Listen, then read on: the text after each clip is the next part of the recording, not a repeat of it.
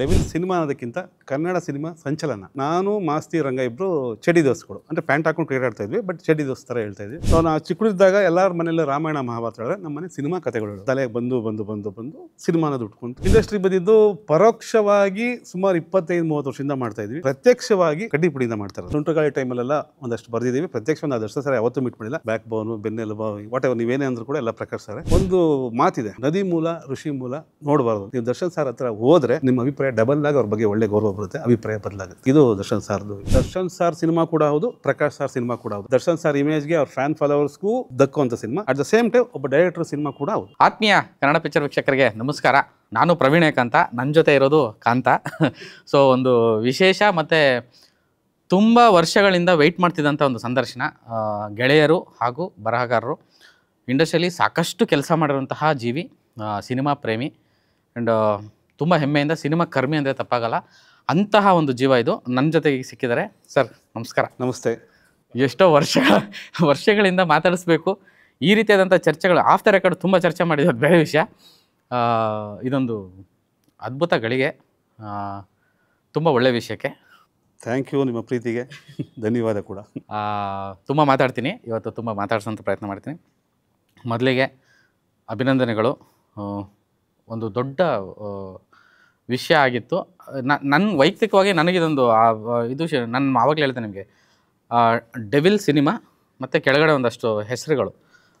ಪ್ರಕಾಶ್ ಅವ್ರದ್ದು ವಿಶೇಷ ಏನಂತಂದರೆ, ಅವರು ತುಂಬ ಗೌರವಿಸ್ತಾರೆ ಟೆಕ್ನಿಷಿಯನ್ಸ್ನ ಮತ್ತು ರೈಟರ್ಸ್ನ ಅಥವಾ ಅವರ ತಂಡವನ್ನು. ಅವ್ರದ್ದು ಮೊದಲಿಂದನೂ ನಾನು ಫಾಲೋ ಮಾಡ್ಕೊಂಡೆ. ಅವ್ರ ಪೋಸ್ಟ್ರಲ್ಲಿ ತುಂಬ ಅಚ್ಚುಕಟ್ಟಾಗಿ ಕ್ರೆಡಿಟ್ ಕೊಡ್ತಾರೆ, ಸಿನಿಮಾದಲ್ಲೂ ಅಷ್ಟೇ. ಸೊ ಆ ಒಂದು ವಿಚಾರಕ್ಕೆ ಮೊನ್ನೆ ಅಷ್ಟೇ ನಮ್ಮ ಸಂತು ಮಾಸ್ಟರ್ನ ಮಾತಾಡಿಸ್ದೆ, ಅವ್ರದ್ದು ವಿಷಯನೂ ಅದೇನೆ. ನನಗೆ ಇನ್ನೊಂದು ಖುಷಿಯಾಗಿದ್ದು, ಕಾಂತರಾಜು ಅಂತ ಆ ಒಂದು ಹೆಸರು ಹಾಕಿರೋದನ್ನು ನೋಡಿ ತುಂಬ ಖುಷಿಯಾಯಿತು. ಆ್ಯಂಡ್ ನೀವು ರೈಟಿಂಗ್ ಮಾಡಿರೋದು ಫಿಲಮ್ಗೆ ಅಂತ. ಸೊ ಇವಾಗ ಎಲ್ಲರಿಗೂ ಗೊತ್ತಿರುತ್ತೆ, ಡೆವಿಲ್ ರೈಟರ್ ನನ್ನ ಜೊತೆಗಿದ್ದಾರೆ ಕಾಂತರಾಜ್ ಸರ್.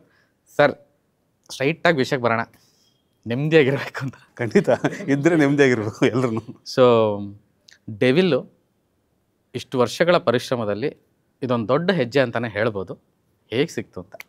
100% ಇದು ದೊಡ್ಡ ಹೆಜ್ಜೆ. ಇದು ಆ್ಯಕ್ಚುಲಿ ಡೆವಿಲ್ ಸಿನಿಮಾ ಅನ್ನೋದಕ್ಕಿಂತ ಕನ್ನಡ ಸಿನಿಮಾ ಸಂಚಲನ. ಇದು ಸಿನಿಮಾ ಅಲ್ಲ, ಸಂಚಲನ. ಇದು ಹೆಂಗೆ ಸಿಕ್ತು ಅಂತಂದರೆ, ನಾನು ಆ್ಯಕ್ಚುಲಿ ಪ್ರಕಾಶ್ ಸರ್ನ ವೈಯಕ್ತಿಕವಾಗಿ ಪರಿಚಯ ಮಾಡಿಲ್ಲ. ಯಾವುದೋ ಒಂದು ವಿಷಯಕ್ಕೆ ಪದೇ ಪದೇ ಮೆಸೇಜ್ ಆಗ್ತಾಯಿದ್ದೆ. ಅವ್ರು ನೋಡೋರು ಬಿಡೋರು. ಒಂದು ಫ್ರೆಂಡೇ, ಸರ್ ಒಂದು ಮೆಸೇಜ್ ಆಗಿದೆ, ಸರ್ ನನಗೊಂದು ಹಾಫ್ ಆನ್ ಅವರ್ ಟೈಮ್ ಕೊಡಿ, ಹೋದರೆ ನಿಮ್ದು ಅರ್ಧ ಗಂಟೆ ಹೋಗುತ್ತೆ, ಅಕಸ್ಮಾತ್ ಕತೆ ಇಷ್ಟ ಒಂದು ಒಳ್ಳೆ ಸಿನಿಮಾ ಆಗುತ್ತೆ ಅಂತ. ಸರಿ ಬೆಳಗ್ಗೆ ಬನ್ನಿ ಅಂದರು. ಸರಿ ಹೋದೆ, ಬಂದೆ, ಕತೆ ಹೇಳಿದೆ, ಅದು ವಾಟ್ ಎವರ್ ಸಮಥಿಂಗ್ ನಡೀತು. ಅದಾದಮೇಲೆ ಸ್ವಲ್ಪ ಗ್ಯಾಪ್ ಆಯಿತು. ಸರಿ ನಾನು ಬೇರೆ ಯಾವುದೋ ಒಂದು ಸಿನಿಮಾ ಕೆಲಸ ಮಾಡ್ತಾಯಿದ್ದೆ, ಆ ಸಿನಿಮಾದಲ್ಲಿ ನನಗೇ ಸಿಗುತ್ತೆ ಅಂತ ನಂಬಿಕೆ ಇತ್ತು. ಒಂದು fine day as usual cinema ಥರನೇ ಅಲ್ಲಿ ಕೈ ಕೊಟ್ಟರು. ಸರಿ ಆಕಾಶ ತಲೆ ಮೇಲೆ ಬಿತ್ತು ಅಂತ ಕೂತ್ಕೊಂಡಿರ್ಬೇಕಾದ್ರೆ ಒಂದು fine day Prakash sir phone ಮಾಡಿದ್ರು, ಕಾಂತರಾಜ್ ಬನ್ನಿರಿ. ಸರಿ ಹೋದೆ. ಸರಿ ಫಸ್ಟ್ ಡಿಸ್ಕಷನ್ ಮಾಡೋಣ, ವರ್ಕಾರೇ ಕಂಟಿನ್ಯೂ ಮಾಡಿ ಅಂತಂದರು. ಒಂದು 2 ದಿವಸ 3 ದಿವಸ ಸ್ವಲ್ಪ ಕುಂಟುತ್ತಾ ಸಾಕ್ತು. ಅದಾದಮೇಲೆ ನನಗೂ ಅವ್ರಿಗೂ ಜೆಲ್ ಆಯಿತು, ಕಂಟಿನ್ಯೂ ಆಯಿತು. ಸೊ ಸಿನಿಮಾ ಡೆವಿಲ್ ಸಿನಿಮಾ ಸಿಕ್ಕಿದ್ದು ನನಗೆ ಈ ಥರ. ಸರ್ ಸುಮಾರು ಜನಕ್ಕೆ ಗೊತ್ತಿಲ್ಲ ನಿಮ್ಮ ಹಿನ್ನೆಲೆ. ನಾನು ಸುಮಾರು ಸಲ ನಮ್ಮ ಲಾಸ್ಟ್ ಟೈಮ್ ನಮ್ಮ ಚಾನಲ್ ಒಂದು ಇಂಟರ್ವ್ಯೂ ಮಾಡ್ಬೇಕಾದ್ರೂ ಬೇರೆ ಸಿನಿಮಾ ವಿಚಾರಕ್ಕೆ ನಾನು ಹೇಳಿದೆ, ಇವ್ರ ಹತ್ರ ತುಂಬ ವಿಷಯ ಇದೆ ಮಾತಾಡಿಸ್ರಿ ಅಂತ. ಪಾಪ ಅವರು ಎಷ್ಟು ಸಾಧ್ಯ ಆಗುತ್ತೋ ಅಷ್ಟು ಮಾತಾಡ್ಸಿದ್ದು. ಆವಾಗಲೇ ಆಫ್ ದ ರೆಕಾರ್ಡ್ ಮಾತಾಡ್ತಾ ಇದ್ವಿ, ಸಿನಿಮಾ ನಿಮ್ಮೊಳಗೆ ಹುಟ್ಟಿದ್ದು ಹೆಂಗೆ ಅನ್ನೋದು ಕುತೂಹಲ. ಡೆವಿಲ್ ಬಗ್ಗೆ ತುಂಬ ಮಾತಾಡ್ತೀನಿ, ನನಗೆ ಫಸ್ಟು ಈ ವಿಷಯಗಳನ್ನೆಲ್ಲ ಮಾತಾಡಿಸ್ಬೇಕು ಅನ್ನೋದು. ಸೊ ನಿಮಗೆ ಆ ಸಿನಿಮಾದ ಒಳಗಡೆ ಕರ್ಕೊಂಡಿದ್ದಂಥ ಶಕ್ತಿ, ಆ ಮ್ಯಾಜಿಕ್ಕು ಅಂದರೆ ಇಷ್ಟು ವರ್ಷ ಆದ್ರೂ ಅದೊಂದು ಅದು ಇದು ಅಂತಲ್ಲ, ಆ ಬಾಂಡ್ ಹಂಗೆ ಹಿಡ್ಕೊಳ್ಳೋದು ತುಂಬ ಕಡಿಮೆ ಜನನ.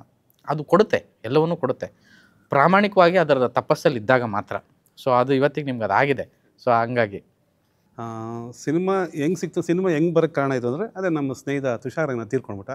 ಹೌದು. ಫಸ್ಟ್ ಅವ್ನು ಬಂದ, ಅವನ ಜೊತೆ ನಮ್ಮ ನಾನು ಮಾಸ್ತಿ ರಂಗ ಇಬ್ಬರು ಚಡಿ ದೋಸ್ಗಳು, ಅಂದರೆ ಪ್ಯಾಂಟ್ ಹಾಕೊಂಡು ಕ್ರಿಕೆಟ್ ಆಡ್ತಾಯಿದ್ವಿ, ಬಟ್ ಚಡಿ ದೋಸ್ ಥರ ಹೇಳ್ತಾಯಿದ್ವಿ. ಅವ್ನು ಹಿಡ್ಕೊಂಡು ಒಂದು ರಂಗನ ಹಿಡ್ಕೊಂಡು ಮಾಸ್ತಿ ಬಂದ, ಅವ್ನ ಕೈ ಹಿಡ್ಕೊಂಡು ನಾನು ಬಂದೆ. ಆ್ಯಕ್ಚುಲಿ ಇವತ್ತೇನೇ ಇಲ್ಲಿ ಕೂತಿರೋ ಕಾರಣ ನೇರವಾಗಿ ಹೇಳ್ಬೇಕಾದ್ರೆ ಮಾಸ್ತಿ ಹೇಳ್ಬೇಕು. ಸೊ ಸಿನಿಮಾ ನನ್ನಲ್ಲಿ ಹುಟ್ಟಕ್ಕೆ ಕಾರಣ ಏನು ಅಂತಂದರೆ, ಸೊ ನಮ್ಮ ಅಜ್ಜಿ ಮನೆ ಇದ್ದಿದ್ದು ಕೆಂಪೇಗೌಡ ರಸ್ತೆ, ಅದ್ರ ಸೆರಗಲ್ಲೇ ಕಬ್ಬನಪೇಟೆ, ಅದ್ರ ಸೆರಗಲ್ಲೇ ಕೆಂಪೇಗೌಡ ರಸ್ತೆ. ಸೊ ಥಿಯೇಟ್ರುಗಳು ಆಸು ಹೊಕ್ಕು ನಮಗೆ ಹೆಂಗೆ ಅಂದರೆ, ಸಿನಿಮಾನೇ ಮನೋರಂಜನೆ ಮಾಧ್ಯಮ, ನಾಟಕ ನೋಡ್ತಾ ಇರಲ್ಲ, ಟಿ ವಿ ನೋಡ್ತಾ ಇರಲ್ಲ. ಸೊ ನಾವು ಚಿಕ್ಕದಿದ್ದಾಗ ಎಲ್ಲರ ಮನೆಯಲ್ಲ ರಾಮಾಯಣ ಮಹಾಭಾರತ ಹೇಳಿದ್ರೆ ನಮ್ಮ ಮನೆ ಸಿನಿಮಾ ಕಥೆಗಳು ಹೇಳೋರು. ಸೊ ಅದು ತಲೆಗೆ ಬಂದು ಬಂದು ಬಂದು ಬಂದು ಸಿನಿಮಾ ಅನ್ನೋದು ಉಟ್ಕೊಂತು. ಸೊ ಇದು ಅತಿಶಯೋಕ್ತಿ ಅಲ್ಲ, ನಾನು 3ನೇ ಕ್ಲಾಸ್ ವಿದ್ಯಾರ್ಥಿ ಆಗಿದ್ದಾಗ ಒಂದು ಕತೆ ಬರೆದಿದ್ದೆ. ಆ ಕತೆ ಓದ್ಬಿಟ್ಟು ನಮ್ಮ ಅಕ್ಕ ನಮ್ಮ ಟೀಚರ್ ಇಬ್ಬರು ಸೇರ್ಕೊಂಡು ಹೊಡೆದಿದ್ರು. ಏನು ಸರ್ ಅಂತ, ಈ ವಯಸ್ಸಿಗೆ ಈಗೆಲ್ಲ ಬರೀತಿ ಆಲೋಚನೆ ಮಾಡ್ತೀಯ ಅಂತ. ಏನು ಸರ್ ಅಂಥದ್ದು? ಇಲ್ಲ, ಆ ವಯಸ್ಸಿಗೆ ಏನೋ ಗೊತ್ತಿಲ್ಲ. ಅದು ಬಾಲಿಶ ಅನ್ನೋದಕ್ಕಿಂತ ಅವ್ರಿಗೇನು ಅನ್ನಿಸ್ತಾ ಗೊತ್ತಿಲ್ಲ, ಓದಿದವ್ರಿಗೆ ಹೆಂಗೆ ಅನ್ನಿಸ್ತಾ ಗೊತ್ತಿಲ್ಲ, ನಾನೇನೋ ಗೀಚ್ ಹಾಕಿದ್ದೆ. ಸೊ ಸಿನಿಮಾ ಅನ್ನೋದು ಬೇಸಿಕ್ ಅಂದರೆ ನಮ್ಮಪ್ಪ ನಮ್ಮಮ್ಮ ನಮ್ಮ ಅಕ್ಕಂದಿರು ಅವ್ರ ಮೂಲಕ ಬಂದು ಇಂಡಸ್ಟ್ರಿ ಬಂದಿದ್ದು ಪರೋಕ್ಷವಾಗಿ ಸುಮಾರು 25-30 ವರ್ಷದಿಂದ ಮಾಡ್ತಾಯಿದ್ವಿ. ಪ್ರತ್ಯಕ್ಷವಾಗಿ ನಾನು ಕಡ್ಡಿಪುಡಿಯಿಂದ ಮಾಡ್ತಾ ಇರೋದು. ಸೊ ಕಡ್ಡಿಪುಡಿ ಮಾಡ್ಬೇಕಾದ್ರೆ ನಾನು ಆ್ಯಕ್ಚುಲಿ ಆಟೋ ಓಡಿಸ್ತಾ ಇದ್ದೆ. ನಮ್ಮ ಮಾಸ್ತಿ ಆಲ್ರೆಡಿ ಕಡ್ಡಿಪುಡಿಲಿ ವರ್ಕ್ ಮಾಡ್ತಾ ಇದ್ದ. ಇನಿಷಿಯಲಾಗಿ ಅನಿಸಿದ್ದೇನು ಅಂದರೆ ಆಟೋ ತೊಗೊಂಡೋಗಿ ಸಿನಿಮಾ ಕೊಟ್ಟರೆ ಪರ್ ಡೇ 1,000 ಏನೋ ಕೊಡ್ತಾರೆ ಬಾಡಿಗೆ, ಡೈಲಿ ಗಾಡಿ ಓಡಿಸೋ ತಪ್ಪುತ್ತಲ್ಲ ಅಂದ್ಬಿಟ್ಟು ಕೊಡೋಕ್ಕೆ ಅಂತ ಹೋಗಿದ್ದು. ಸೂರ್ಯ ಅದರಿಂದಲೇ ಪರಿಚಯ ನನಗೆ, ರಂಗದ ಮುಖಾಂತರ ಸೂರ್ಯ ಆಲ್ರೆಡಿ ಪರಿಚಯ, ಬರೋ ಫ್ರೆಂಡ್ ಥರ ಇದ್ದಿದ್ದು. ಸರಿ ಆಟೋ ಕೊಡೋಕೆ ಹೋದೆ, ನಾನು ವಕ್ರವಾದ ದೃಷ್ಟಿ ನೋಡ್ದೆ, ಚೆನ್ನಾಗಿದೆ ಕಣೋ ಇನ್ನು ಆ್ಯಕ್ಟಿಂಗ್ ಮಾಡೋ ಅಂದ. ಸೊ ಅಲ್ಲಿಂದ ಪ್ರತ್ಯಕ್ಷವಾಗಿ ಆ್ಯಕ್ಟಿಂಗ್ ಮಾಡೋಕ್ಕೆ ಶುರು ಮಾಡಿದೆ. ಬಿಹೈಂಡ್ ದ ಸ್ಕ್ರೀನ್ ಅದು ಇದು ಸಣ್ಣ ಪುಟ್ಟದ್ದು ಏನಾದ್ರು ಚರ್ಚೆ ಆಗಬೇಕಾದ್ರೆ ಒಂದಷ್ಟು ಮಾತು ಕೊಡ್ತಾಯಿದ್ದೆ, ಕೆಲವು ತಗೊಳ್ಳೋನು ಸೂರ್ಯ ಅದ್ರ ಬಗ್ಗೆ ನೋಡೋಡ್ಸು. ಸೊ ಅದೇ ಆಲ್ರೆಡಿ ಹೇಳಿದ್ದೀನಿ, ಮಾಸ್ತಿನೇ ಮೂಲ ಅದಕ್ಕೆಲ್ಲ. ಒಂದು ಡೆವಿಲ್ ಸಿನಿಮಾ ದರ್ಶನ್ ಅವ್ರದ್ದು ಪ್ರಕಾಶ್ ಅವ್ರದ್ದು ಕಾಂಬಿನೇಷನ್ನು ಅವ್ರು ಆಲ್ರೆಡಿ ತಾರಕ್ ಮಾಡಿದರು. ಸೊ ಈ ಒಂದು ಸಿನಿಮಾ ರೈಟಿಂಗ್ಗೆ ಅಂತ ನಿಮ್ಮವರೆಗೂ ಹೇಗೆ ಬಂತು ಅಂತ? ಸೊ ಅದೇ ಕತೆ ಹೇಳಿದ್ದೆ ಪ್ರಕಾಶ್ ಸರ್ಗೆ, ಅವ್ರಿಗೆ ಇಷ್ಟ ಆಗಿತ್ತು. ಸೊ ಅದ್ರ ಬಗ್ಗೆ ಒಂದು ಇಂಟ್ರೆಸ್ಟಿಂಗ್ ಪಾಯಿಂಟ್ ಇದೆ, ಅದು ಎಷ್ಟು ಎಡಿಟ್ ಮಾಡ್ತೀರಾ ಮಾಡ್ಕೊಳ್ಳಿ ಅಂತ ನನಗೆ ಗೊತ್ತಿಲ್ಲ. ಸರಿ ಸರ್ ಮನೆ ಹತ್ರ ಕರೆಸಿದ್ರು, ಓದೆ, ಒಂದು ಕತೆ ಹೇಳಿದೆ, ಇಲ್ಲ ರೀ ನನಗೆ ಯಾಕೋ ಅಷ್ಟೊಂದಿಲ್ಲ ಅನ್ನಿಸ್ತು. ಸರಿ ಇನ್ನೊಂದು ಹೇಳಿದೆ, ಕೇಳಿದ್ರು ಚೆನ್ನಾಗಿದೆ ರೀ ಅಂದರು. ಸರಿ ಒಂದು ಸ್ವಲ್ಪ ರೆಕ್ಕೆ ಪಕ್ಕ ಎಲ್ಲ ಬಂತು, ಚೆನ್ನಾಗಿದೆ ಪ್ರಕಾಶ್ ಸಾರು ಅಷ್ಟು ದೊಡ್ಡ ಡೈರೆಕ್ಟ್ರು, ನನ್ನ ಕತೆ ಓಕೆ ಮಾಡೋರು. ಸೊ ಆ ಕತೆ ಓಕೆ ಆಯಿತು. ಅಲ್ಲಿಂದ ನಂದು ಸರ್ದು ಅವಾಗ ಮೆಸೇಜ್ ಹಾಕೋದು ಮಾತುಕತೆ ನಡೀತಾ ಇತ್ತು. ಸೊ ಒಂದು ಫೈನ್ ಡೇ ಬರ್ಕೊಂಬನ್ರಿ ಅಂತ ಹೇಳಿದ್ರು. ಸರ್ ಆಲ್ರೆಡಿ ಬರೆದಿದ್ದೆ, ಸರ್ ಮೆಸೇಜ್ ಆಗಿದೆ, ಸರ್ ಆಲ್ರೆಡಿ ಬರ್ದಿದ್ದೀನಿ, ಒಂದು ಅರ್ಧ ಆಗಿದೆ ಅಂತ ಕೇಳಬೇಕಲ್ಲ ಅಂದರೆ, ಇಲ್ಲ ರೀ ನಾನು ಸದ್ಯಕ್ಕೆ ಅದು ಬೇಡ, ದರ್ಶನ್ ಸಾರದು ಮಾಡ್ತಾಯಿದ್ದೀನಿ, ಒಂದು ಸತಿ ಬಂದೋಗಿ ಆಫೀಸ್ಗೆ ಅಂದರು. ಹಿಂದೆ ಪೀಠಿಕೆ ಹಾಕಿದ್ನಲ್ಲ ಆ ಥರ ಹೋದೆ, ಮಾತುಕತೆ ಆಯಿತು, ಜರ್ನಿ ಶುರುವಾಯಿತು. ಅಲ್ಲಿಂದ 2 ವರ್ಷ ಜರ್ನಿ, ಸತತವಾದ ಜರ್ನಿ 2 ವರ್ಷದಿಂದ. ಒಂದು director point of view Prakash ಅವರು ನಿಮ್ಮನ್ನು ಆಯ್ಕೆ ಮಾಡ್ಕೊಂಡಿರ್ಬೋದು. ದರ್ಶನ್ ಅವರು ಅವ್ರು ಯಾವುದೇ ಸಿನಿಮಾ ಮಾಡಿದ್ರು ಅಬ್ಸರ್ವ್ ಮಾಡಿರ್ತಾರೆ, ಅಂದರೆ ಅವರು ರೈಟರ್ ಆಗಲಿ, ಅವರು ಟೆಕ್ನಿಕಲ್ ಆಗಲಿ ತುಂಬ ಪರ್ಟಿಕ್ಯುಲರ್ ಇರ್ತಾರೆ ಕೆಲವೊಂದು ವಿಚಾರದಲ್ಲಿ ಅವರು.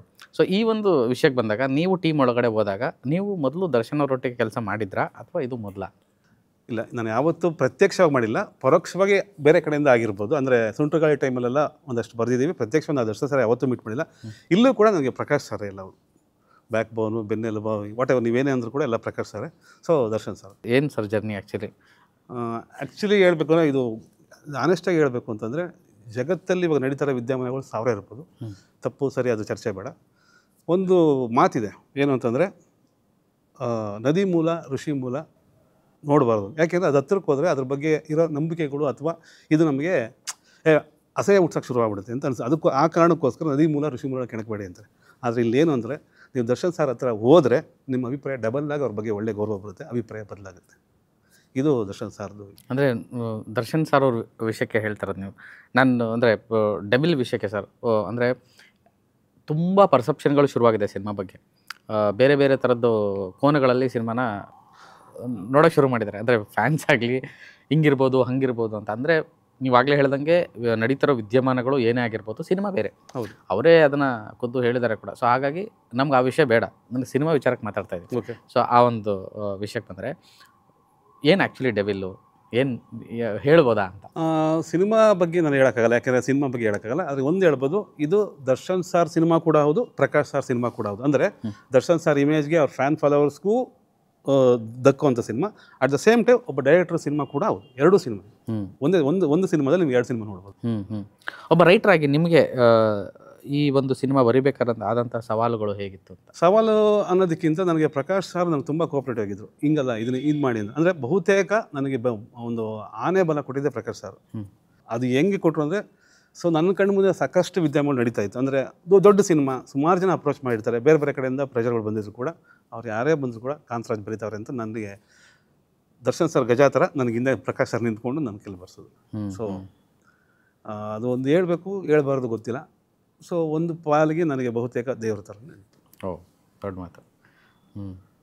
ಯಾಕೆಂದರೆ ಹಲವು ತಿಮಿಂಗಳಗಳು, ಶಾರ್ಕ್ಗಳು ಮಧ್ಯೆ ಅಷ್ಟು ದೊಡ್ಡ ಸಿನಿಮಾ ಸಿಗಬೇಕು ಅಂದರೆ ಎಷ್ಟೋ ಜನ ತಪಸ್ಸಿರ್ಬೋದು. ಸೊ ನಂದು ಜರ್ನಿ ಇದೆ, ಅದು ತಪಸ್ಸು ಅಂತ ಅಂದ್ಕೊಂಡ್ರು ಅನ್ಕೋಬೋದು, ಗೊತ್ತಿಲ್ಲ. ಅಷ್ಟು ದೊಡ್ಡ ಸಿನಿಮಾದಲ್ಲಿ ಸಡನ್ನಾಗಿ ಒಬ್ರು ಕೊಡಬೇಕು ಅಂದರೆ ಅದು ದೊಡ್ಡ ಮನಸ್ಸು ಹೌದು, ನಾನು ಮಾಡಿರೋ ಪುಣ್ಯನೂ ಹೌದು ಅಂತ.